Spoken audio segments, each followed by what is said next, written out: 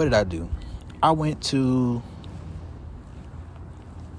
the Bible. I was studying it. I searched it out. I was trying to look for scriptures for encouragement about waiting till marriage for sex. And guess what I found? Not a damn scripture. And then I started studying. I'm like, well, what about this word fornication? Because keep in mind, at the time, I was studying etymology. And in order to get deeper understanding of some of the scriptures that I was studying, I would go into the etymology. I would go into the Strong's Concordance. I would go into the lexicons. And then I would take the interpretations or the definitions of the words. And then I would put the words back into order based off of the original definitions of the words, or to make a bigger, longer version of a Bible scripture or a verse with the definitions that were used within those scriptures. And I think I learned a lot of that maybe from Greg Henry, Gospel Revolution Church. And when I would do this, I was studying the word fornication. I'm like, hold up. Fornication is talking about sexual immorality, but that's sexual immorality and idolatry. When I looked at the context of that shit, I looked in the Bible. It's like Leviticus 18, mostly.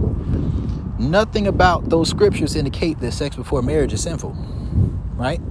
Nothing about those scenarios indicates that sex before marriage is a sin. So I'm like, hold up. So fornication doesn't mean that.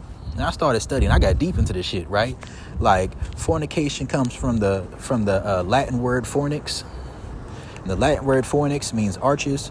Arches is where people would go to do prostitution.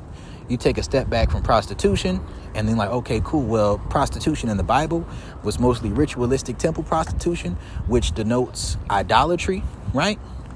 And then if you look at it, the further back you go, the more spiritual a lot of those different things that were considered sexual sins were. So as I studied this stuff out, I wasn't going to act on it yet. I was kind of sticking to myself. You know what I mean? I was just like, I'm studying this. I'm trying to understand what this means. I'm going through these steps. I'm going through this process. But then one day she came to me and said, she felt insecure because she wanted to know why I hadn't tried to have sex with her in a long time. I said, listen, because, that's not what we're doing. But since you talking about it, I've been studying this out. And maybe this is just perfect timing, because from what I've studied, it's not actually wrong. And let me go back, touch on some things, like, because I know there's going to be some people who going to be on some other shit when they read this or they hear this message. And I'm like, one, most of the sexual sins in the Bible were related to things that would create birth defects, would defraud people's property rights, and would denote idolatry or temple ritualistic prostitution, right? That's what most of those things were. So ritualistic temple prostitution, coveting and defrauding somebody's property rights, as well as things that will be considered unclean, like sleep with an animal, right? And birth defects, like sleeping with a close family member. So one thing to keep in mind is that back in the Bible days, a woman was seen as the property rights of a man. Because, there's paternity fraud, there's different things that could occur. And oftentimes the way things would work is a man's firstborn would be who would get, I believe, half of his inheritance or half of his property. So if that first child was somebody else's kid, outside of that being one of those covenant things where if you die, your brother takes your wife. Other than that, it would be a situation kind of like, other than that type of situation, if you're married to a woman, she's having kids with somebody else, then that means half of your legacy will go to another man's seed, which could be basically, the dual mating strategy. So women would be killed for acting on the dual mating strategy. They'll get stoned to death.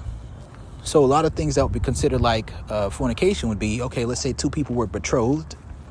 And then when they were betrothed, which means they were basically engaged, or, in a way like saying that you boyfriend and girlfriend or something like that are engaged.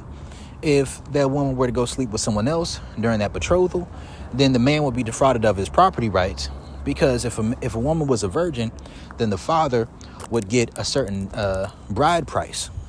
It would be a bride price for the daughter, right? So with a bride price for the daughter, that would be in return for the daughter and the dowry. And part of the role that the bride price played was in case something happened to the man, there would be some money that would go back into the woman. So it's pretty much like a life insurance policy, right? So these things worked in a variety of ways. But what would happen was, if a woman was a virgin, there would be a higher price for the woman.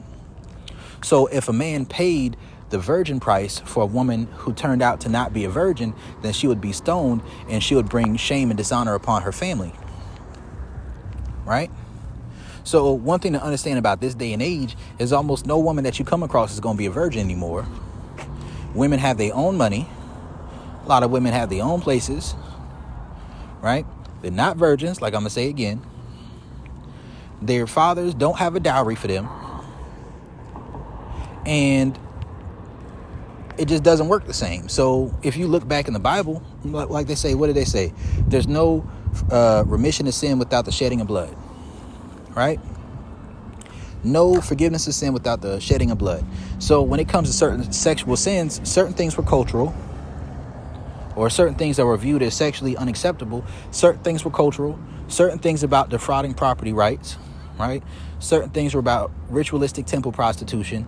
Certain things were about birth defects, right? Mixing up the bloodlines too close. So when you understand that,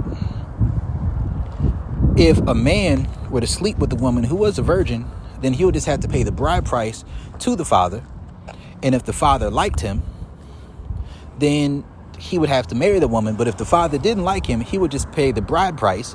And after he paid the bride price, then he would just have to move on with his life, right? But what woman these days has a bride price? What woman these days is a virgin? What woman is really seeking the approval or permission of her father to marry a man? That's just not really how things work in this society. So a lot of narratives around sexual immorality may not count so much. Now, there's also the narrative that sex equals marriage. I think there may be some truth to it, but I don't completely believe in that. You know what I mean? Because men had concubines, and those concubines weren't their wives. Really, a lot of the modern day idea of what a girlfriend is somewhat of a concubine, to an extent. You have an agreement, you're dealing with each other, kind of work like that. But there's a lot of women who they don't necessarily do things that particular way, may not stick to the agreement. Men may not stick to the agreement. But one thing I realize is that a lot of people, they worry more about what their pastor and what tradition and what cultural mindsets say about what's right and wrong versus what's actually right and wrong.